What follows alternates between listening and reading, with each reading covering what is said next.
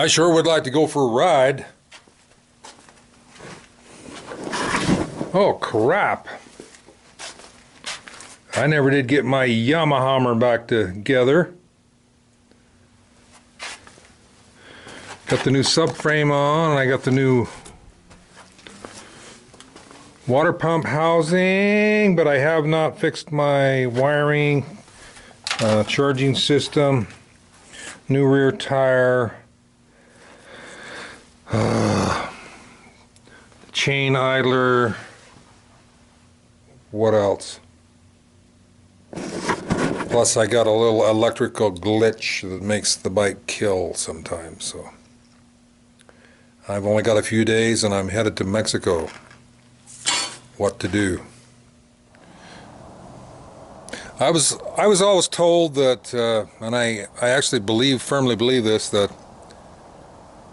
if something seems like it may be too good to be true, then it may be too good to be true.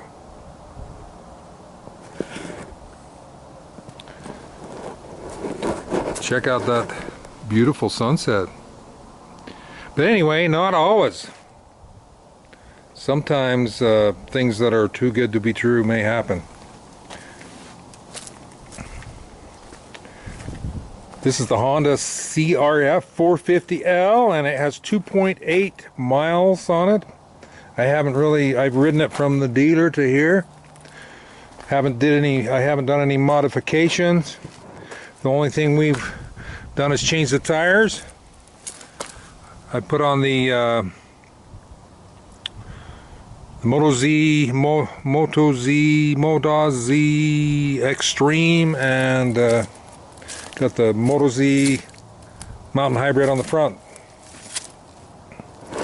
You know, I've been watching a lot of videos of the 450L, and I've seen people actually do videos of the bike, and they haven't even seen the bike or ridden the bike yet, and they have done a very lengthy review of the bike without even touching it. So anyway, I do have the bike, but I have not ridden it yet, so I'm going to refrain from telling you what I really think about it until I go for a ride. I've got just enough daylight to do that, so let's go have a little ride.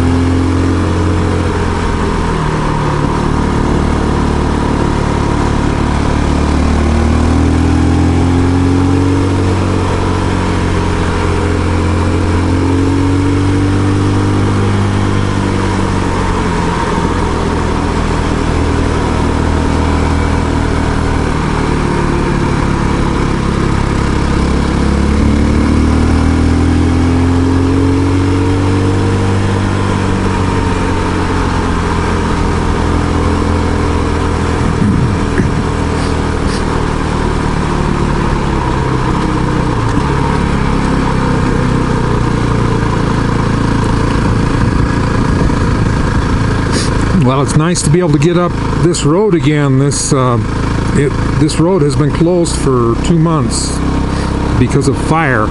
There's as we get up on closer to the top, to the right of us burnt down in it was called the Pole Creek fire, and anyway, it was like the largest fire I think they've ever had in Utah. I think it got up to, I think that one connected with another fire and together they were like 200,000 acres. Anyway, it was burning for 2 months, and crazy. They spent so many millions of dollars, so they had this road just closed off. But tomorrow morning is the beginning of the deer hunt, so they talked the Forest Service into opening this road, but it's only opened just to the top, and then you cannot go down complete the loop down the other side to Payson. You have to, at the monument on top there, you'd have to turn around, come back down, or there is the Monopole Canyon, which is a very rough, steep, loose Jeep road. But it's definitely not KLR friendly. Anyway, I've ridden this bike just a few miles. I've come up the canyon. I come up through these switchbacks and twisties here, and I'll tell you what,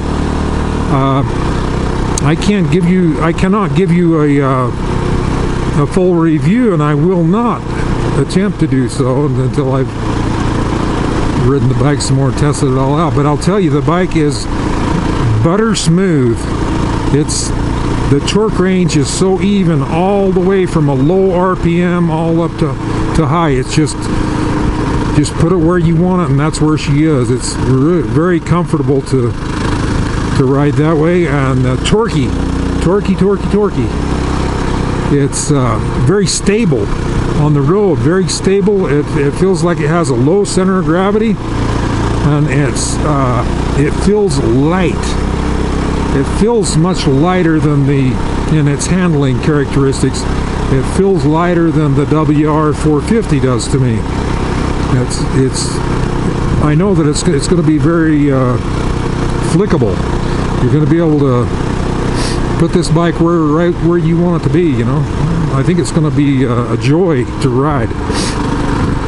It's going to be light enough that to be able to do anything that I want to do, and I'll be able to go as fast as I ever want to go.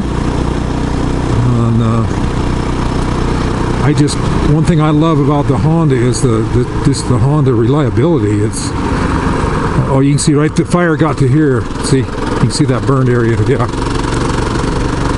smell it too.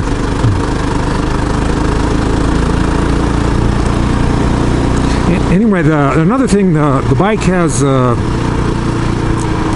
it's a true dual sport, so it has a good electrical system. It's going to have plenty of watts there. I think it has like a 24 ampere hour lithium battery, and so I'm going to be able to run anything I want to run. I'm going to be able to plug in some heated gear on this bike. Now, I could not do that on the Yamaha.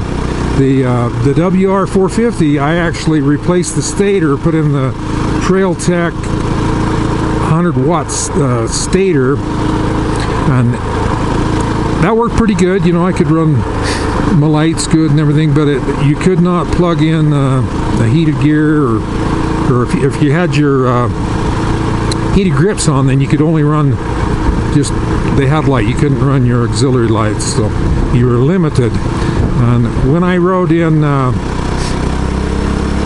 Moab here a few weeks ago, I had some electrical problems. I had a little bit of some kind of little gremlin working on me there, and my battery wasn't charging, and I'd have to kick start it. And when those bikes have low voltage going into that coil, they just do not want to fire properly. You don't have good power. So anyway, this is just super smooth. I'm enjoying this bike. I know it's going to be a good bike. And this seat is pretty darn comfortable. The seat on the stock WR450 is like a 2x4, and so I had switched over to the Seat Concepts seat, and it's not too bad. And I love the Seat Concepts seats so much that more than likely I will fork the money to put it on this bike, because I love that comfort, for your longer rides. So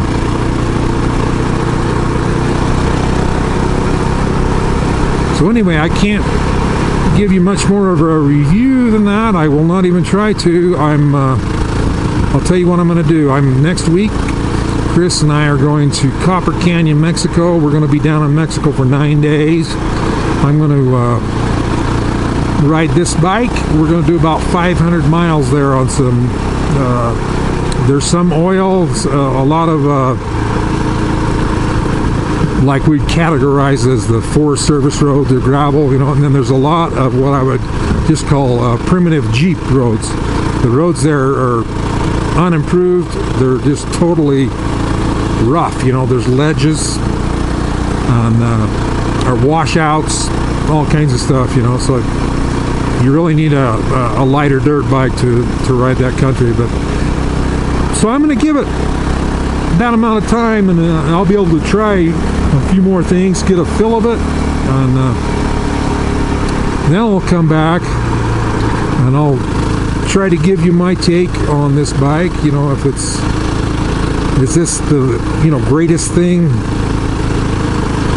since sliced bread, as I often say, and a lot of you younger folks say you won't even know what that means. But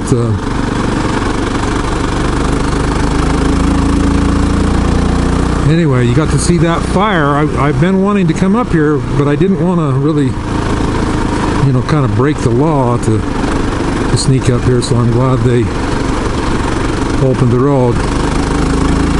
But anyway, I guess where we're here, we'll go to the monument and then turn around from there. But I'm just going to leave you with this. This is going to, I think this is going to be a favorite bike. It's going to be solid. And the only thing I'm going to do before I go to Mexico, I'll put on some bark busters, and that's about it. You know, sometime in the future, I'm sure we'll want to get metal skid plate, and you know, a larger fuel tank would be nice. But they don't. This thing is so new that they don't even make them yet. Another thing I like about the Honda is I like our local dealer. They've and I'll even drop their name, Garrett Honda. Anyway, they're a small dealership, small local dealership. Everybody that works out there are just super people, accommodating. They'll help you fix anything. They've let me just pull my bike right in their shop and give me their tools and help me do whatever, or else I can have them do it and they'll do it. And when Honda released this bike, they were supposed to come out in September, but it's like October now before they're getting out to the dealers, and they're only getting like one bike per dealer. And I'd been looking at the bike, and I talked to Jeff, and I says, well, when you get that in, give me first chance to look at that. So he got it in, and I looked at it, and it looked super good to me. And I says, well, give me your best shot. And so he did. He gave me a decent price, quite a bit less than the manufacturer's published price, you know. And they don't charge a lot of extra fees and stuff. They put it right together. They switched these tires for me, put the tires on that I wanted. And so anyway, I'm a happy camper. I'm good to go. So let's leave it at that. I'll just continue on up the top here and flip her around and head back home, and we'll talk to you folks next time. Thanks for watching. Dr. Dual Sport out.